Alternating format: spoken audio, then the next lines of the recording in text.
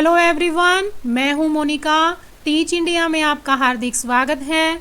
आज हम class 6 history के इम्पोर्टेंट चैप्टर 9 जिसकी थीम है नए साम्राज्य और राज्य के बारे में हम जानेंगे।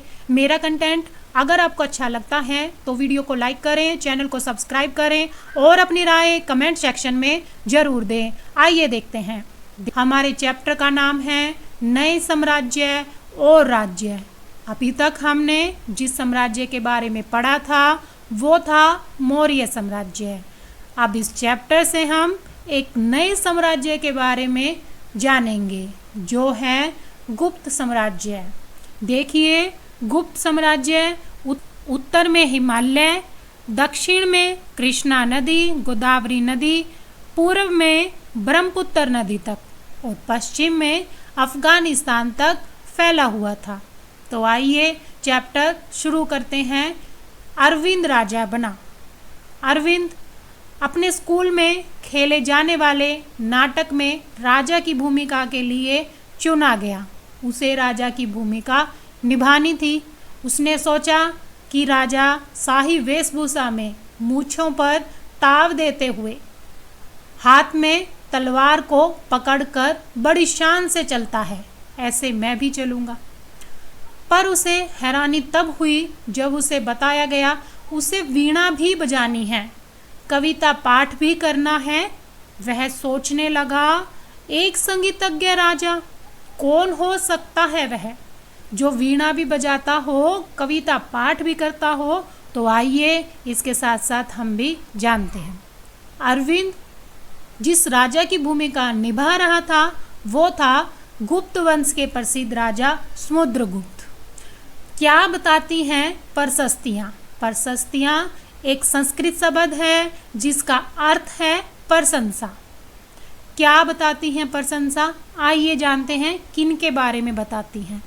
समुद्रगुप्त के बारे में हमें इलाहाबाद के अशोक स्तंभ पर खुदे एक अभिलेख से पता चलता है। प्रारंभ में ये जो अभिलेख है वो कौशाम्बी में था, बाद में इसे इलाहाबाद लाया गया था। इसकी रचना समुद्रगुप्त के दरबार में कवि व मंत्री रहे हरिसेन द्वारा काव्य के रूप में की गई थी। तो समुद्रगुप्त के दरबार के कवि व मंत्री का नाम हुआ हरिसेन। यह एक विशेष किस्म का अभिलेख है जिसे प्रशस्ति कहते हैं। यह प्रशस्तियाँ पहले भी लिखी जाती थी, हमने लास्ट लेसन में भी पढ़ा था गौतमी पुत्र श्री सातकर्णी की प्रशस्ति के बारे में। परंतु गुप्त काल में इन प्रशस्तियों का महत्व काफ़ी बढ़ गया था। तो आइए समुद्रगुप्त की प्रशस्ति के बारे में जानते हैं। समुद्रगुप्त की प्रशंसा कैसे की गई है। कवि ने इसमें राजा की एक योद्धा, विद्वान तथा एक उत्कृष्ट कवि के रूप में भरपूर प्रशंसा की है। राजा को ईश्वर के बराबर बताया है, भगवान के बराबर राजा को बताया है। प्रशस्ति में लंबे लंबे वाक्य दिए गए हैं। योद्धा समुद्रगुप्त जिनका शरीर युद्ध मैदानों में कुल्हाड़ियों से, तीरों से, भालों से, तलवारों से तथा अन्य सैकड़ों हथियारों से लगे घावों के दाग से भरे होने के कारण भी अत्यंत सुंदर दिखता है। देखिए उनकी प्रशंसा कैसे की गई है कि इन सब चीज़ों के घाव उनके शरीर पर हैं फिर भी वो बहुत ज़्यादा सुंदर लग रहे हैं। ये हुई प्रशस्तियाँ। नेक्स्ट हम जानते हैं समुद्रगुप्त की नीतियों के बारे में। हरिसेन द्वारा 4 विभिन्न प्रकार के राजाओं और उनके प्रति समुद्रगुप्त की नीतियों का वर्णन किया है। तो आइए उनकी नीतियों के बारे में जानेंगे। यहाँ लिखा है मानचित्र में हरे रंग का क्षेत्र। हरे रंग का क्षेत्र कौन सा है? यहाँ देखिए कन्नौज, प्रयाग, पाटलिपुत्र, नालंदा, ये हैं हरे रंग के क्षेत्र। इनके बारे में आया है कि आर्यावर्त यहाँ शासन करते थे।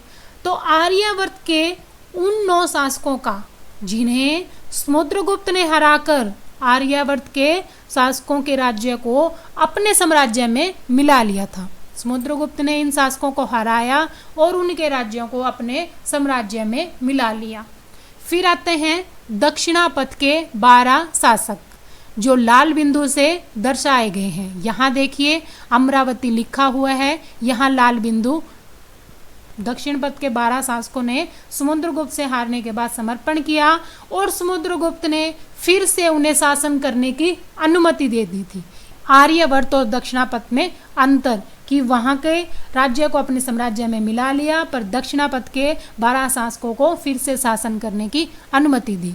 फिर आगे आता है पड़ोसी देश। समुद्रगुप्त के लिए उपहार लाने लगे, उनकी आज्ञा का पालन करते थे और उनके दरबार में उपस्थित हुआ करते थे। ये हैं पड़ोसी देश। ये देखिए आप बैंगनी कलर से दिखाया गया है, जिसमें ये थानेसर ये भी मौजूद है।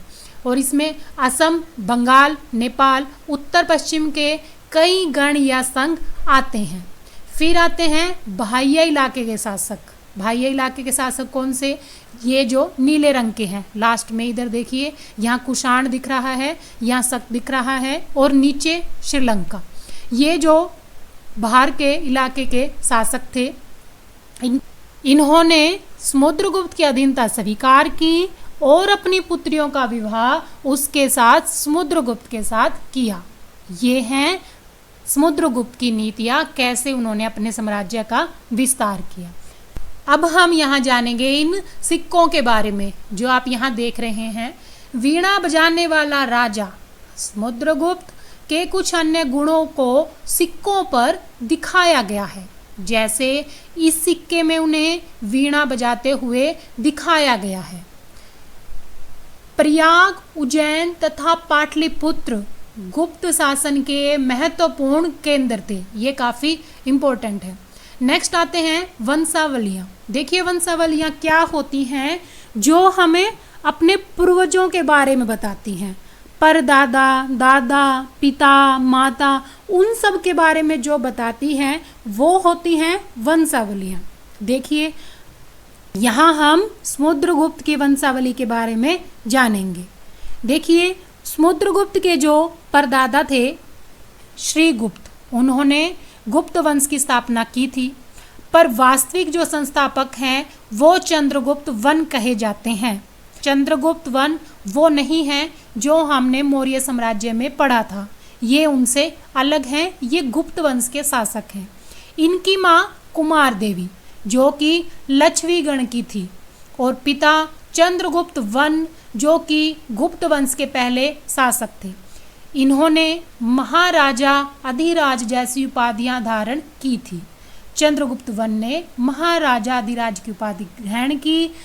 समुद्रगुप्त ने भी यही उपाधि धारण की और उनके दादा और परदादा का महाराज के रूप में ही उल्लेख मिलता है।